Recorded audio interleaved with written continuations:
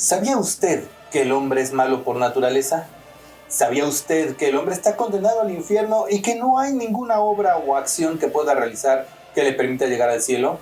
¿Sabía usted que no hay hombre alguno en el que podamos ser o encontrar la salvación?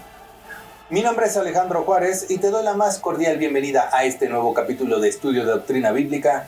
Comenzamos.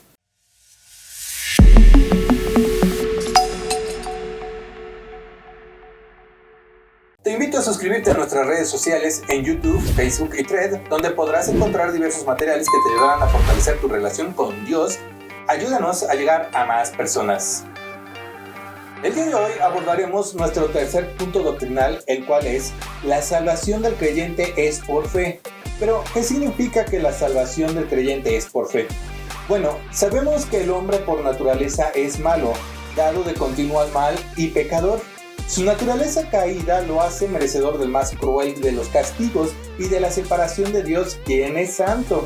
Debido a esto, el hombre por sí solo no busca a Dios y todas sus acciones son para mal, tal y como nos dice el apóstol Pablo en su carta a los Romanos, capítulo 3, versículos 10 al 18, que dice: como está escrito, no hay justo ni aun uno, no hay quien entienda, no hay quien busque a Dios. Todos se desviaron a una, se hicieron inútiles, no hay quien haga lo bueno, no hay ni siquiera uno. Sepulcro abierto es su garganta, con su lengua engañan, veneno de áspides hay debajo de sus labios, su boca está llena de maldición y de amargura, sus pies se apresuran para derramar sangre, quebranto y desventura hay en sus caminos, y no conocieron camino de paz. No hay temor de Dios delante de sus ojos.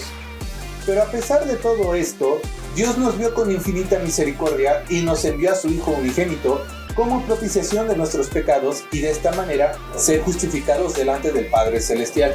De tal forma que podremos vivir con Él para toda la eternidad, tal y como lo expresó nuestro Señor Jesucristo en Juan 3:16, que dice: porque de tal manera amó Dios al mundo que ha dado a su Hijo unigénito para que todo aquel que en Él cree no se pierda, mas tenga vida eterna. Entonces, la salvación del alma del hombre es solamente por fe y debido a la gracia de nuestro Dios.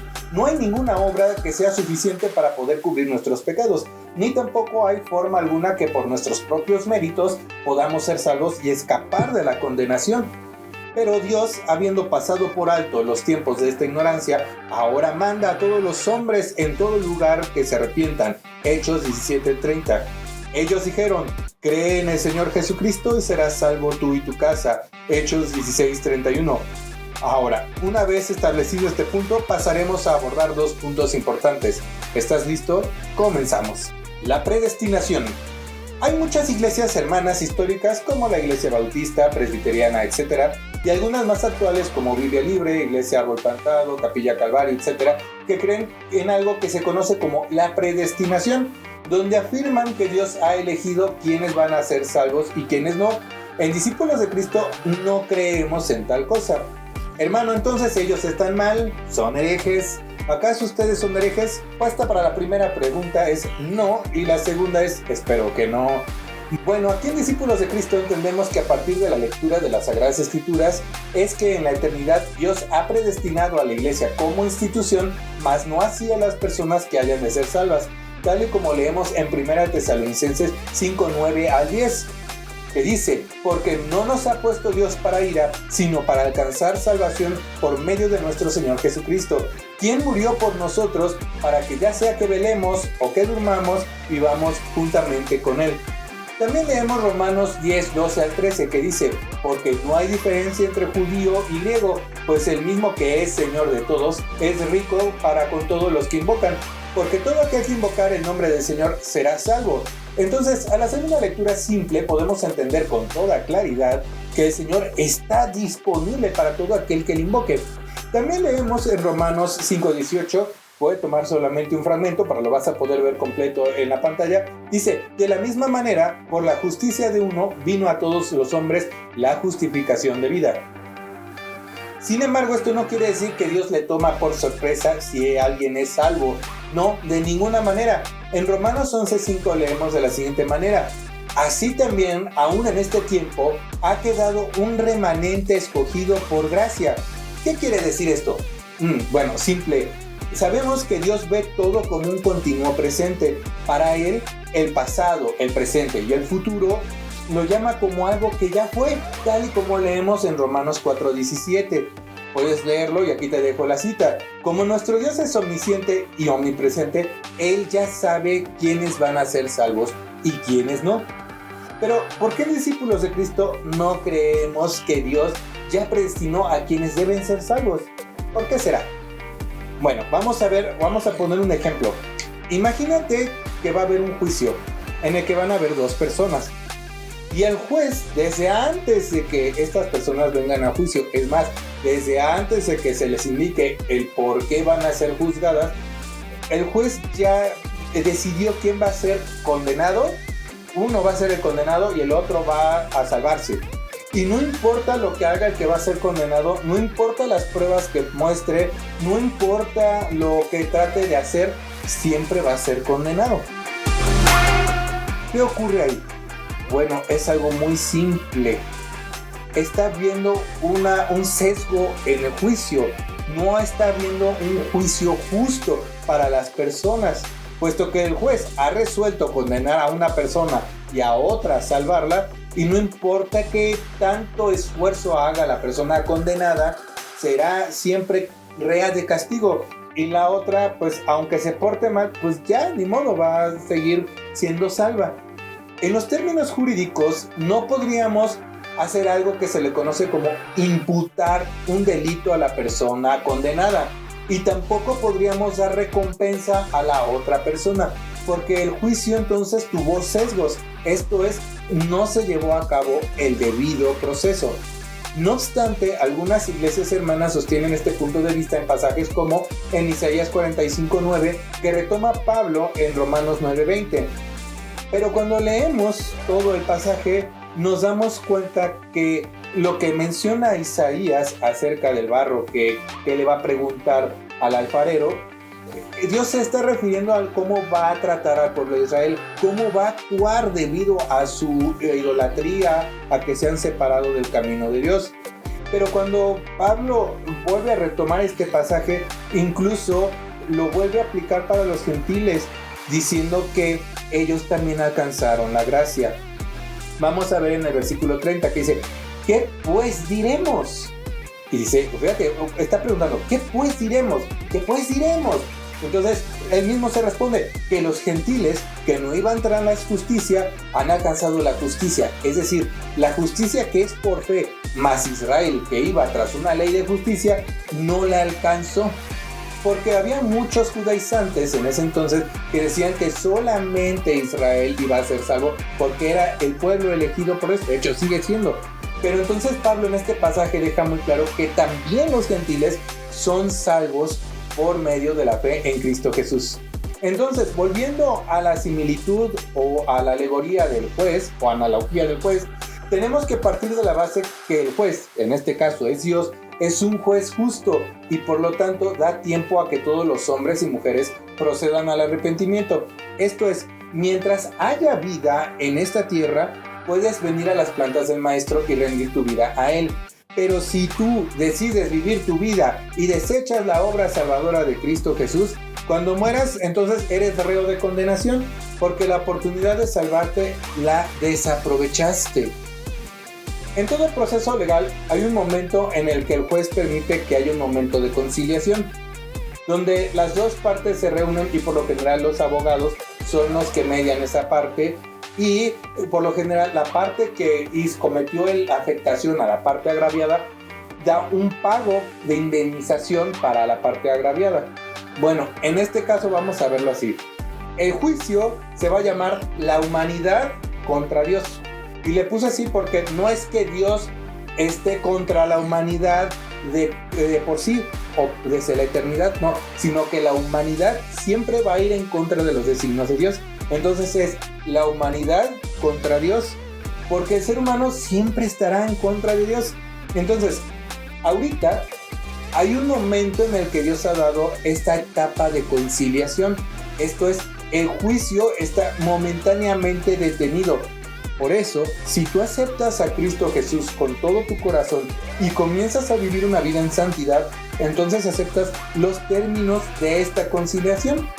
Nuestro Señor Jesucristo es nuestro abogado, intercede por nosotros y al mismo tiempo pagó el precio para esa conciliación y hacernos aceptos delante del Padre Celestial. Por lo tanto, si tú aceptas ese sacrificio y aceptas al Señor Jesucristo como único y suficiente Salvador, no eres parte de ese proceso de condenación. Pero, por el otro lado, si decides rechazarlo, entonces se te imputa el delito de haber rechazado el sacrificio de nuestro Señor Jesucristo en la cruz. Y entonces eres sujeto a todo el juicio, a todo el peso de la ley. Y entonces esa agravante de no haber aceptado el sacrificio de nuestro Señor Jesucristo se incluye o se agrega a lo que ya vienes cargando. ¿Qué ocurre aquí? Simple. Sea que decidas aceptar a Cristo Jesús como tu Salvador o decidas rechazarlo, estás haciendo uso de tu libre albedrío. Entonces, si lo rechazas, eres imputado de los delitos que se te acusan. Pero si lo aceptas, entonces puedes acceder a esa conciliación. Entonces, viene una pregunta. ¿Las iglesias que sostienen la predestinación son herejes? No, de ninguna manera. Son solo distintos tipos de vista de cada una de ellas. Digámoslo así, son diversas interpretaciones. Pero sí es muy importante que se cumpla la gran comisión, la cual hablaremos más adelante en otro programa. Nuestras iglesias hermanas que sostienen este punto de la predestinación tienen otro tipo de interpretación bíblica y bueno, es respetable y sí tenemos comunión con ellas porque la parte central del plan de salvación es igual al nuestro. Pero viene la pregunta del millón. ¿Cómo puedo ser salvo? Simple. Debemos entender que solo Dios es quien nos atrae a Él y nos llama a Él. Pero dependerá de cada persona en realizar una decisión personal y de convicción para aceptar a Jesucristo como su único y suficiente Salvador, reconociendo su pecado y declarando que solo en Jesús hay salvación, tal y como dice la carta del apóstol Pablo a Tito en el capítulo 2, versículos 11 al 12, que dice: porque la gracia de Dios se ha manifestado para salvación a todos los hombres, enseñándonos que, renunciando a la impiedad y a los deseos mundanos, vivamos en este siglo sobria, justa y piadosamente, aguardando la esperanza bienaventurada y la manifestación gloriosa de nuestro gran Dios y Salvador Jesucristo. Aquí viene el segundo aspecto. ¿La salvación se puede perder? Hay algunas iglesias que creen en algo que se le conoce como la perseverancia de los santos. En Discípulos de Cristo afirmamos que la salvación sí se puede perder.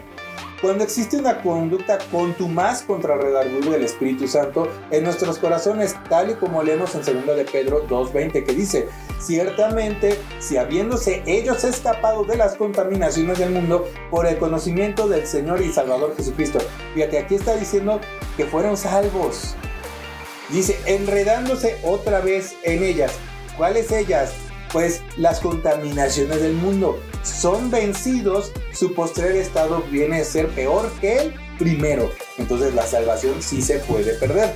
Por ello es de vital importancia que si alguno que siendo salvo peca, proceda rápidamente a un arrepentimiento genuino y se aparte de aquel pecado y de aquello que le incita a pecar, tal y como leemos en 1 de Juan 2:1, que dice: hijitos míos, estas cosas os escribo para que no pequéis, y si alguno hubiere pecado, abogado tenemos para con el Padre, a Jesucristo el justo. Es muy importante hacer una aclaración aquí. En Discípulos de Cristo creemos y afirmamos que Dios no quita la salvación. Es el hombre el que puede perderla, porque pecado que no es confesado, pecado que no es perdonado, y ante la presencia de Dios no puede haber pecado. Recuerden, Dios es santo, tal y como leemos en 1 de Pedro 1:16, que dice: porque escrito está, sed santos, porque yo soy santo. También leemos en Proverbios 28:13, el que encubre sus pecados no prosperará, mas el que los confiesa y se aparta alcanzará misericordia. Entonces, la salvación es por fe y es un regalo de parte de Dios, como dice el apóstol Pablo en Efesios 2:8-9, porque por gracia sois salvos por medio de la fe, y esto no de vosotros, pues es don de Dios, no por obras, para que nadie se gloríe. Finalmente, diremos que todo pecado que cometa el hombre es perdonado, Pero el pecado contra el Espíritu Santo no será perdonado jamás. Esto es la blasfemia contra el Espíritu Santo. En estos pasajes que aparecen en pantalla, como Mateo 12 del 22 al 24, Marcos 3 del 20 al 30 y Lucas 11 del 4 al 23, podrás profundizar un poco más acerca de qué es la blasfemia contra el Espíritu Santo. Bueno, hemos concluido con esta primera parte de nuestro punto doctrinal y te invito a revisar en nuestro canal de YouTube la lista de reproducción llamada Doctrina Bíblica Cristiana, donde hemos tocado temas muy interesantes y sobre todo sobre la doctrina que sostiene este canal de Discípulos de Cristo. Finalmente, te invito a suscribirte y a conocer nuestras redes sociales y hacernos llegar tus comentarios y dejar tu pulgar arriba. Mi nombre es Alejandro Juárez. Nos vemos el próximo martes a las 7 de la noche. Primeramente Dios te bendiga.